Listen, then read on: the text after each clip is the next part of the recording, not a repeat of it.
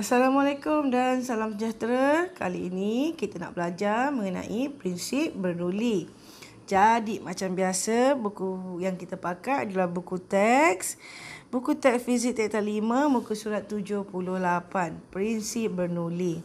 Baik, kita baca sama-sama ya. Rajah 2.43 menunjukkan seorang murid yang cuba mengangkat sehelai kertas yang dilipat dengan meniup udara di bawah kertas itu. Apabila murid itu meniup dengan kuat pada ruang udara di bawah kertas, kita tiup bawah ni lah, bawah ni, ruang udara bawah kertas. Kertas itu kelihatan tertekan rapat pada permukaan meja. Kertas ni jadi melengkung macam ni, macam kena tekan. Jadi jarak ni jadi rapat. Pemerhatian tersebut disebabkan oleh kewujudan perbezaan tekanan hasil daripada perbezaan halaju udara. Kat sini ya sayang. Perbezaan tekanan hasil daripada perbezaan halaju udara. Okey, kat situ yang kita nak belajar. Jadi, kita pergi dekat muka surat. Aktiviti yang bawah ni boleh cuba sendirilah. Nanti kita pergi dekat muka surat seterusnya, muka surat 79.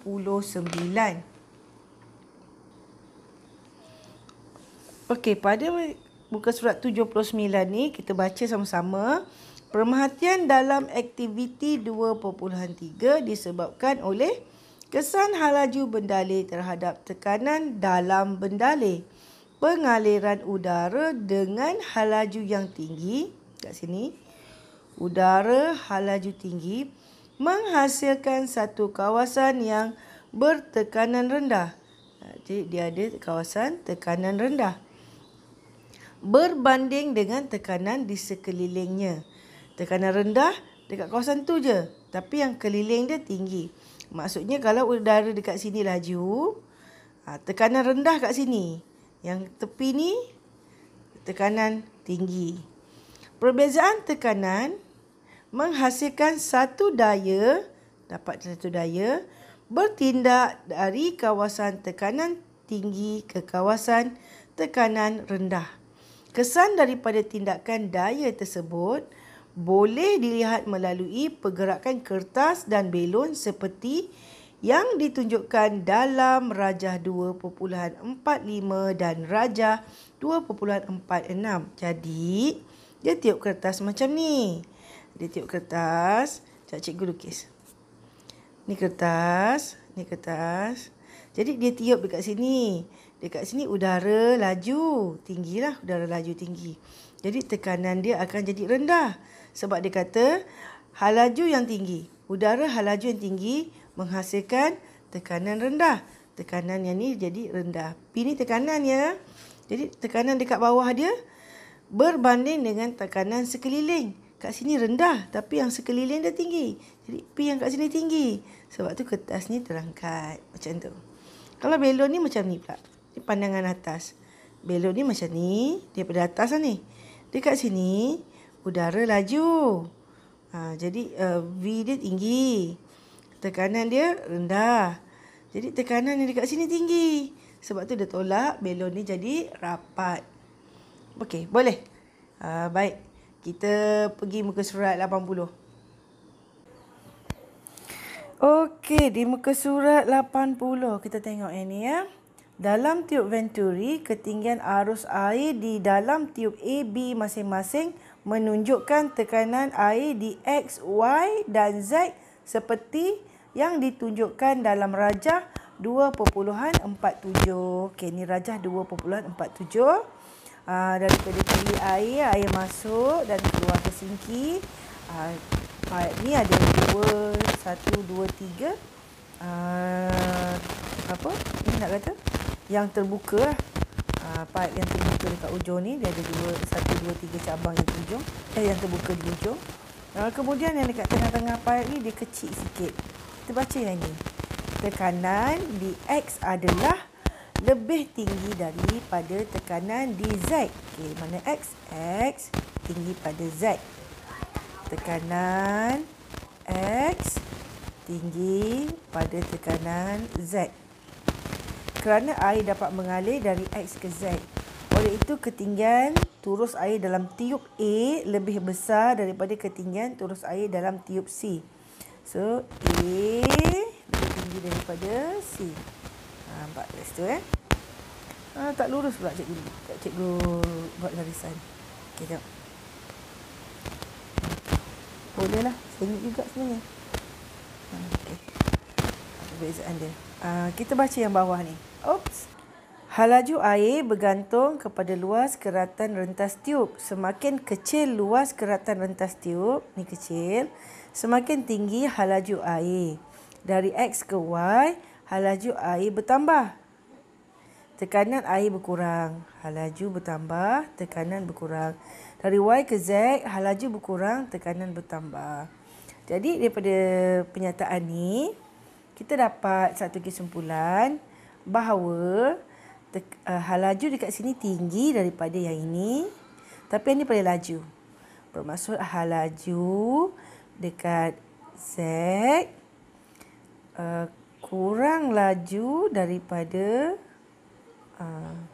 halaju dekat X kurang laju daripada Z, tapi kurang laju daripada Y. Maksudnya tekanan pada X lebih tinggi daripada tekanan halaju kurang tekanan tinggi. Pada Z, Z kurang daripada Y. Jadi tekanan Y ni paling rendah, sebab itulah air dapat naik sikit kat sini. Yang Z ni dia kedua lah rendah dekat sini. Nampak garisan ni? Macam tu. Okey, kita baca yang bawah ni.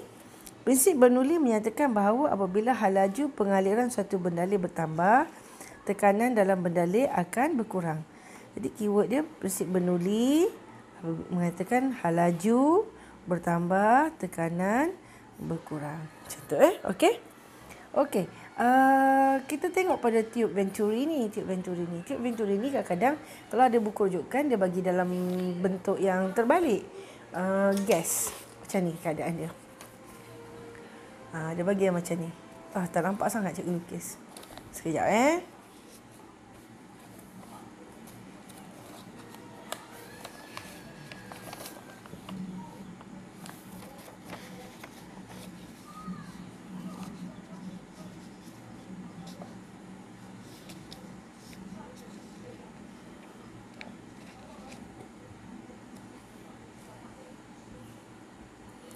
Gambar rajah ni sama dengan yang tadi.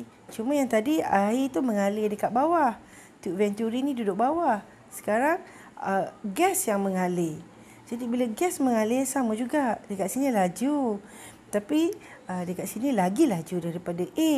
Bermaksud halaju A dia kurang berbanding dengan halaju C. Tapi yang paling laju adalah B. Kenapa? Sebab saluran dia sempit, diameter dia kecil. Jadi tekanan dekat A lagi besar daripada tekanan dekat C. Lagi besar daripada tekanan dekat B. Jadi tekanan ni kurang, tekanan dia besar, tekanan dia dekat sini lah. Kita letak dia tekanan dia tinggi. Yang ni nombor 2 tinggi. Macam ni, nombor 2 tinggi. B tekanan paling rendah. Tekanan siapa? Tekanan pada gas yang mengalir. Jadi air yang kat bawah ni dia boleh naik paras ni je lah. Jadi air ni naik sebab tekanan dia tinggi, air tak boleh naik, dia tolak. Macam tu. Ni ada dekat buku setengah-setengah buku rujukan. Okey, kita tengok yang seterusnya. Okey, kita tengok yang bawah ni, penghasilan daya angkat. Gambar foto 2.11 menunjukkan sebuah kapal terbang sedang berlepas dari lapangan terbang. Bagaimanakah daya angkat dihasilkan untuk mengangkat kapal terbang itu naik ke udara? Okay, ini kapal terbang. Jadi kita tahu bagi satu objek, kalau dalam keadaan keseimbangan, dia ada daya atas bawah, depan belakang. Daya itu kena ada. Ini dalam keadaan keseimbangan. Dalam keadaan keseimbangan. Dia sama juga dengan kapal terbang ni, tengok. Dia ada daya ke depan kita panggil tujar. Daya ke belakang, geseran atau seretan, merupakan rintangan yang menentang gerakan berat, daya yang ke bawah, berat, dan W sama dengan mg, berat, formula, dan daya angkat yang ke atas. Daya angkat ni yang kita belajar dekat Archimedes tu, kita dah belajar sebagai daya apung. Sebab dalam air, kalau dekat dalam udara, kita boleh sebut dia sebagai daya angkat. Jadi ketika kapal terbang ni bergerak, akan berlaku perbezaan daripada aliran udara di sini dan di sini. Perbezaan aliran udara itu akan mewujudkan perbezaan tekanan. Tekanan dekat atas lebih rendah berbanding dengan tekanan dekat bawah. Jadi sebab perbezaan tekanan, dia tolaklah naik ke atas. Jadi untuk dapatkan kapal terbang ni berat, sangat berat kerana jisim dia sangat besar. Jadi dia kena ada daya yang sangat besar untuk mengalami berat dia, mengatasi berat dia. Jadi hal laju yang perlu dihasilkan oleh kapal terbang ni perlulah tinggi untuk mewujudkan tekanan yang lebih tinggi. Okey. Kita tengok muka surat yang seterusnya. Baik. Kesan daya angkat ke atas bola pingpong. Daya angkat terhasil daripada perbezaan tekanan yang disebabkan oleh pengaliran udara laju dengan hal laju udara yang berbeza. Udara yang mengalir dengan hal laju yang tinggi pada bahagian atas bola pingpong seperti yang ditunjukkan dalam rajah 2.49 menghasilkan satu kawasan bertekanan udara yang rendah. Perbezaan antara tekanan tinggi di bahagian bawah dengan tekanan rendah di bahagian atas bola pingpong menghasilkan satu daya paduan ke atas. Daya paduan ini ialah daya angkat yang mengangkat bola pingpong itu. Udara masuk dekat sini, udara dia laju. Tekanan dia rendah. So kat sini tekanan dia rendah sebab udara dia laju. Udara laju dia lalu macam ni, keluar. Tapi dekat bawah ni kawasan bawah ni, udara dia rendah, tekanan dia tinggi. Jadi dia tolak bola ni naik ke atas. Jadi inilah udara tu lalu, bola pingpong ni terapung kat tengah-tengah, berpusing-pusing di sini. Begitu ya. Penghasilan daya angkat oleh aerofoil. Bentuk aerofoil. Aerofoil ini adalah bentuk yang macam ni. Kita panggil dia bentuk aerofoil. Pada sayap kapal terbang menyebabkan udara mengalir pada kelajuan yang berbeza melalui bahagian atas dan bahagian bawahnya. Menurut prinsip Bernoulli, hal laju udara yang tinggi di bahagian atas mewujudkan satu kawasan bertekanan rendah, manakala hal laju udara yang rendah di bahagian bawah menghasilkan kawasan bertekanan tinggi. Perbezaan tekanan ini menghasilkan satu daya angkat bertindak ke atas kapal terbang seperti yang ditunjukkan dalam rajah 2.50. Baik, kita tengok. Tengok ya. Pengaliran udara dengan hal laju tinggi menghasilkan kawasan tekanan rendah. Kat sini lah. Kalau dekat sini dia udara dia rendah sikit. Hal laju dia rendah. Hal laju rendah, tekanan tinggi. Jadi dia tolak naik atas. Jadi bentuk kapal terbang tu sendiri macam mana bentuk kapal terbang tu? Bentuk kapal terbang pun sendiri bentuk aerofoil macam ni. Ni kapal terbang pada dengan sisi. Macam ikan paus kan? Pandai tak Cikgu Dorian lukis? Muncul sikit lah. Baru nampak muka ikan paus. Lepas tu ada sayap. Sayap. Ada tak macam muka kapal terbang? Ke macam orang terbaling? Tambah kepala jadi orang. Sorry, bergurau lah pula. Bosan lah cakap seorang-seorang. Okey. Maksudnya bentuk kapal terbang adalah bentuk aerofoil. Cikgu lukis lawa-lawa sikit. Aduh. Wow lah boleh jadi bini arkitek mana lukis. Tak pun bini cikgu pendidikan seni. Jadi dia bentuk aerofoil. Sama ni.